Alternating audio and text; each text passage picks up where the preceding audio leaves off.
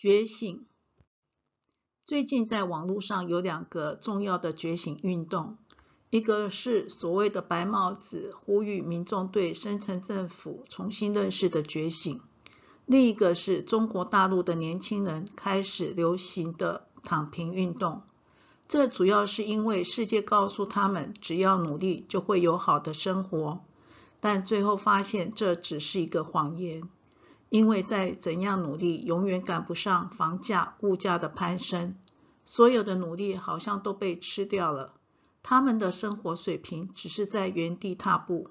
既然是这样，那为什么还要那么辛苦的努力呢？倒不如躺平，轻轻松松的过日子。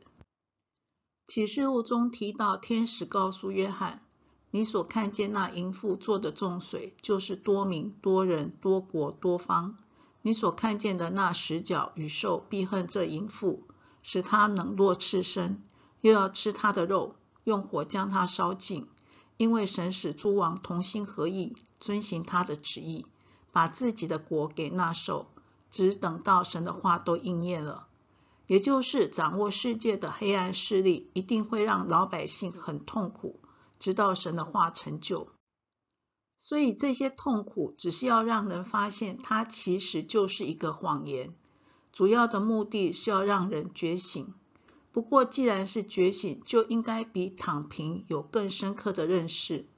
如果过去世界告诉你的是谎言，那么谁才能告诉你真理？如果过去努力的目标是世界，那么真正该努力的目标是什么？躺平是放弃对世界的努力，但是人如果因此不努力，那么就会废掉。或者现在又有一个流行，就是放弃在都市里紧绷的讨生活，而转到乡镇偏远的地方去。因此这一类的主题电视剧也大受欢迎。不过仔细去思考一下，换一个地方只是脚步不用那么紧凑，但是它还是世界的一部分，所以这是会变的。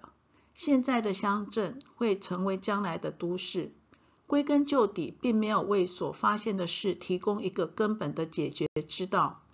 根本的解决之道还是需要问，什么才是真实的？该努力的目标是什么？耶稣说，不要为自己积攒财宝在地上，地上有虫子咬，能锈坏，也有贼挖窟窿来偷。只要积攒财宝在天上，天上没有虫子咬，不能锈坏，也没有贼挖窟窿来偷。因为你的财宝在哪里，你的心也在那里。一个人不能侍奉2个主，不是恶这个爱那个，就是重这个轻那个。你们不能又侍奉神，又侍奉金钱。人该努力的是让自己的心装天上的财宝，努力去学习侍奉神。神给人的时间是很宝贵的，人的一生只有几十年，我们没有那么多时间一直被人欺骗下去，也没有那么多时间再走向另一个极端的岔路去躺平。只有耶稣的话是真理。耶稣说，眼睛就是身上的灯，你的眼睛若嘹亮，全身就光明；你的眼睛若昏花，全身就黑暗。你里头的光若黑暗了，那黑暗是何等大呢？真正的觉醒是眼睛看见了真理，只有看见了真理，人的一生才有光。我们被骗了太久，在黑暗中太久了，我们真的需要觉醒，需要看见，让我们所有的努力都得到真实的回报，走上真实的光明之路。